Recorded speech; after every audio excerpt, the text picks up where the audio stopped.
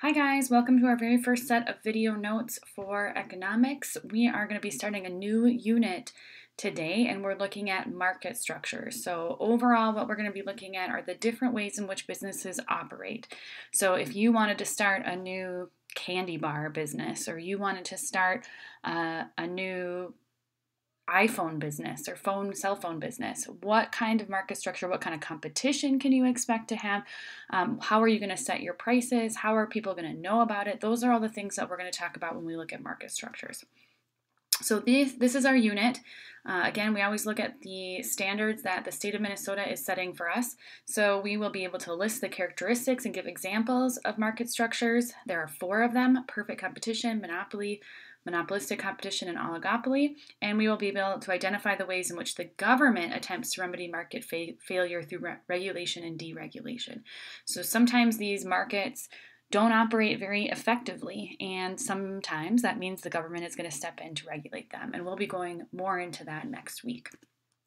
So this is already on your notes. Again, make sure you've downloaded the notes outline for today's lecture notes. You will be submitting that at the end of these notes, and that is one way for me to track that you are engaged and following along with each of the lessons and learning. So make sure that you complete those notes and submit them once you are done with this video. On page 1 of those notes, this has already been filled in for you. And what we're looking at are what are characteristics that define a market structure. So officially, the definition is in the middle there. A market structure is the organization of a market based mainly upon the level of competition. And again, there are 4 different types of market structures that we will go into details on in these notes. So if you go around the circle here, on the top right, it says the variety of products or services. One of the things we will look at in deciding which market structure a product belongs to is how similar or different those products are. If products are similar, the market is going to be more competitive, and you are going to be in one of the competitive markets, versus if you have a really unique product, you're going to be in one of the less competitive markets. And we'll go through which markets are more competitive than others. Okay, if you go to the top right circle, the number of firms producing the product or the service. So we're looking at the more producers there are, the more competitive a market is. The less producers there are, the less competitive market is. That makes sense, right? The more people you have making the same product, you have more competition. The less people making that product, you have less competition. On the bottom right, control over prices, the degree in which a producer can control prices in the market. If you have a really competitive market, you are going to have less control over the price, and if you have a more competitive market, you are going to have a less competitive market, you're going to have more control over the price. And then lastly, barriers to entry. How hard is it to get into this market? So if you think there's a lot of competitors, it might be really easy to get into that market, but you have to compete against a lot more people to sell your product. Markets that only have 1 or 2 businesses as part of them often are really difficult businesses to get into, and the competition, therefore, is going to be less. Okay, so let's start talking about these markets specifically. What characteristics are for each of these different types of market. The first one is we call perfect competition. And in perfect competition, you usually have hundreds or thousands of different companies that produce that product. And the key component here is that third bullet point, that the products are identical. There is no difference between those products. So the examples given there: wheat, corn, strawberries. Typically, if you're talking perfect competition, you're talking about a commodity which is defined as a product exactly the same no matter who produces it. So oftentimes we're talking about farm products or something like oil. The example given down there at the bottom is milk. If we think of milk, it doesn't matter what container milk comes in. If we're talking about cow's milk, milk is milk. It is the exact same product, whether it's being sold by Land O'Lakes or Kemp's or your local farmer down the street, okay? And there are thousands of farmers who produce milk, and all of that milk is exactly the same. The barriers to entry are very few. It's really easy to get into this market. If you want to sell milk, you get a cow and you milk it and you have milk. Okay, now, obviously there's more to it than that, but the reality is if you want to be a milk producer, it's not hard to be a milk producer, which is why there are thousands of producers that produce milk in perfect competition. So really there's very little control over the price because you are competing against thousands of other people who sell that product. People want to buy the cheapest milk possible. And so if you're a producer, you have to be a price taker. You are stuck with whatever price people are willing to buy your milk for. And this is really determined then by supply and demand. Wherever those two lines cross is the price that is going to be for your product. Okay, so again, perfect competition. All products are identical. There is nothing different between the milk. So one stalk of wheat is the same as a stalk of wheat someplace else.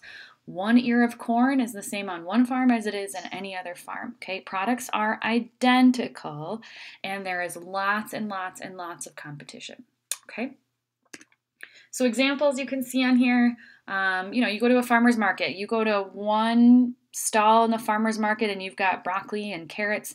Those broccoli and carrots are essentially the same broccoli and carrots that you're going to get at the next stall, at the next stall, at the next stall. They're all identical products.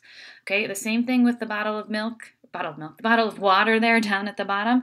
Lots of different shapes and stickers on the outsides of those bottles, but the reality is inside of those bottles, that water is all the same. They might try to tell you there's something extra special about their water, but the reality is all of that bottle of water is exactly the same. Okay, that is an indicator that you are in perfect competition. And if you are a new bottled water manufacturer, you have to know that in perfect competition, you've got lots of competitors and you have very little control over the price. Okay. All right. Our next example is monopolistic competition. In monopolistic competition, it is similar to perfect competition in that you have hundreds of competitors. There is lots and lots and lots of competition. The key difference is that third bullet point down. Products sold in this market are similar, but not identical. Okay. So the example that is in the red here are, if you look at the bottom, are jeans, okay? Jeans that we wear. We've got different styles of jeans. We've got different brands. Maybe the pocket is different. Maybe the cut, some are skinny jeans or boot cut jeans or flare jeans or boyfriend jeans. There's lots of different styles, but they're all jeans. Like jeans are jeans. They're made of the same material. They're roughly the same thing, but there's just slight differences between them. That is the key identifier of monopolistic competition. Lots of competition, lots of hundreds of companies producing it, but producers have differentiation, which you can see defined there is when producers make products slightly different as a way of standing out. Okay, so again, similar to perfect competition, this is a fairly easy business to get into. You just need fabric and the ability to sew. Now again, it's more complicated than that, but the reality is if you wanted to make jeans, it's not that hard to make jeans. Okay, so you've got lots and lots and lots and lots of people that make them. All right, who controls the price? For the most part, it's still based on supply and demand. However, because you are making your product a little bit different than someone else's, you might be able to charge a little bit more or a little bit less because the customers might be willing to pay more for the style that you're offering or the specialness that you have in your product. The other really key component of monopolistic competition is that you also have what's called non-price competition. As it says down at the bottom, non-price competition means you could make things with unique features, you could make better quality jeans, you also could advertise. You could say, hey, here are the really cool things about the pair of jeans that I'm offering, or the pair of shoes, or the shampoo, or the books that I'm offering that make it unique and special that you want to buy mine over someone else's. We'll talk more about this in a couple of lessons, how advertising plays a role. But it especially plays a role in monopolistic competition because, again, you've got hundreds of people who are making the same thing as you, and you have to find a way to convince them to buy yours over buying someone else's. So here are some examples of that. Think like fast food restaurants. We have dozens just in this town alone, but hundreds across the country of fast food restaurants that sell similar but slightly different types of food in their restaurant. The same thing with hairdressing salons. Okay, there are hundreds of different hair salons across the country. Even here in this town, there are dozens and dozens and dozens of hairdressers that are offering similar but slightly different services. Okay, so when you've got a lot of competitors that offer similar services but not identical like perfect competition, then we're talking monopolistic competition. Our third type of market structure is an oligopoly.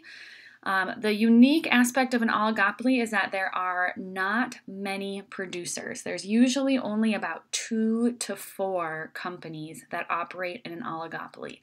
So as it says, defined at the top there, what we have is a concentration ratio, the proportion of a market controlled by a fixed number of companies, where typically the top 4 producers supply 60% or more of the market. So the examples you can see there, like aircraft manufacturing, we really only have Airbus and Boeing are really the only 2 companies out there that produce or control the majority of that market.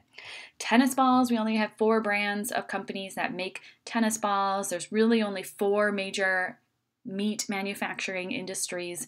And so typically you have just a couple. There might be more, but controlling the majority of the market. The majority of people are buying from those 2 to 4 companies. So one really good example of that is pop or soda.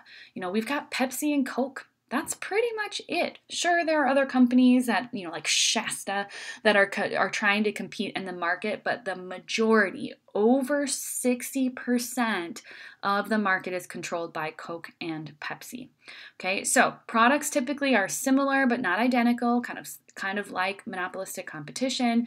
So for example, Coke and Pepsi have slightly different tastes, but the idea is still the same. And then they have other similar product lines within Coke and Pepsi that are also similar to one another. They both have root beers. They both have orange pops. They both have 7-Up or Sprite, okay, that are similar but slightly different. Usually there's a lot of barriers to entry in an oligopoly because products are similar.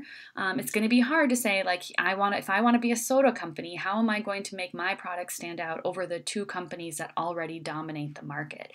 So when you have 2 companies or 4 companies that really control things, it's harder to get into that market and compete. And they're usually products that are harder to make. Not many of us can make an airplane, right? That's kind of a harder product to make than jeans. Or growing stalks of wheat. Okay, so these typically tend to be products that are more difficult to make, and so it makes it harder to get into that market and harder to compete with those companies that have specialized and really invested in making that product. Which means then they have a little bit more control over the price. You only have a couple companies you can buy from, and so people tend to have then brand loyalty. I prefer Coke over Pepsi because I prefer the taste or I prefer the brand to another one. The other thing we often see in oligopolies is cooperative pricing. It's defined there down at the bottom. Cooperative pricing is when 2 companies or the 4 companies that are in the market try to drive up the price because they can they do what we call colluding, where they can kind of agree upon this is the price that we're going to charge. So when you go into Walmart or Super One and you're going to buy a 12-pack of pop, whether you're buying Coke or Pepsi, the price tends to be the same because they often kind of cooperatively price that out. Now, sometimes they might offer a sale or some kind of advertising. We see lots of advertising happening in oligopoly for you to choose either Coke or Pepsi. So you see some of those strategies in oligopolies, but really they're the only 2 in that market. So other examples of oligopolies, we've got automobiles. If you think Chevy, Ford, Dodge, there's really not a ton of competitors, especially, less than 10 for sure, but really in the United States, only 5 key competitors in the automobile manufacturing market. Cell phones, the cell phone providers, and the cell phone manufacturers. You've got iPhone, Apple producing iPhones, Samsung, Google, but really not that many more. And the same thing with providers. You've got AT&T, you've got Verizon, Sprint. Those really dominate the market, and there might be other smaller competitors, but the reality is there's only a couple cell phone companies that are making up the majority of that market. All right, lastly, we have monopolies. A monopoly is when you have one single producer. You've got one company producing the large majority of that particular product. And one of the key things is that it's usually a really unique product. Oftentimes it's something that's really difficult to make, but it's one thing that nobody else can make other than you. So a really good example of that is medicine. I always give the example of EpiPens. So some of you might have allergies and you have an EpiPen. There are no other competitors to that. More recently, there's been a few entering into the market, but the reality is there is one company company that controls the EpiPen market, and they have the the exclusive dominance over that market. Okay, so a lot of medicines, there's usually only one manufacturer of that. Another good example of monopolies are electricity. We call that a natural monopoly, where the market is controlled by a single firm for reasons of efficiency. So, for example, in my house, we have Lake Country Power. That is our electrical provider. There is no other company we can buy our electricity from other than Lake Country Power. They have a monopoly over our house. And the reason for that is because it would be really difficult to have a bunch of different electrical lines running into every single house. You really only can have it running into electrical lines one set. Okay, you can't have dozens of sets of electrical lines. That's not feasible. Okay, so sometimes natural monopolies, we don't have a choice because it's just not feasible to have more than one company providing that service. So why is there only one company? Oftentimes, again, the product is really unique and there's no good substitutes, and so one firm controls that market. And when there's no competition, they have sole control over the price. So if you want to buy that thing, in econ we often call these things that are unidentifiable widgets. If you want to buy that widget, you have to buy it at the price that's being offered. So again, if we go back to our example of EpiPens used to be, I always give the example, there used to be maybe like $200 to buy an EpiPen, and then suddenly a couple years ago they raised the price to like $600 or $700. They have control over the market. They can do that. Nobody is regulating. Eventually they do regulate it. We'll talk about regulation next week. But if they're the only ones making it and people need it, it's a unique product with no substitutes, they have complete control of the market. Okay, so some examples of that, we have examples of patents. If you invent something, the government gives you control over that invention for 17 years. You have no competition so that you can produce your product. The railway system, you think Amtrak, if you want to take a train to get from Minnesota to California, there is only one option. You can take Amtrak. That is it. They have a monopoly over the market. Again, that's an example of a natural monopoly. It wouldn't be feasible to run 27 different rail tracks from Minnesota to California. There's only one. And so we have one company that is providing that service. Think Google too. If you want to use a search engine, who controls the majority of the market? It's Google. Are there other search engines? Sure. But none of them can compete at the level that Google has as far as total control over that market. So with a monopoly, again, there might be other companies that do the same thing, but they're often very small, and it's really hard for them to get into that market because there's one company that controls it. Now, next week, we'll talk about some different types of monopolies like patents and natural monopolies and government licenses, and we'll also talk about why the government wants to regulate them, because we don't always like when one single company controls everything with no competition. There are some downfalls to that. So we'll go into more detail about that next week. As always, let me know if you have any questions. Make sure, again, that you filled out the outline for this. There's the chart that you needed to fill out to go along with it, and you should submit that to Schoology. But feel free to either email me or call me on the school phone and leave me a message, and I will call you back within 24 hours of your message. So I'm here and I'm available to help anytime you need help. Just let me know, and we'll continue to look at different types of market structures over the course of the next couple of weeks. Talk to you guys soon.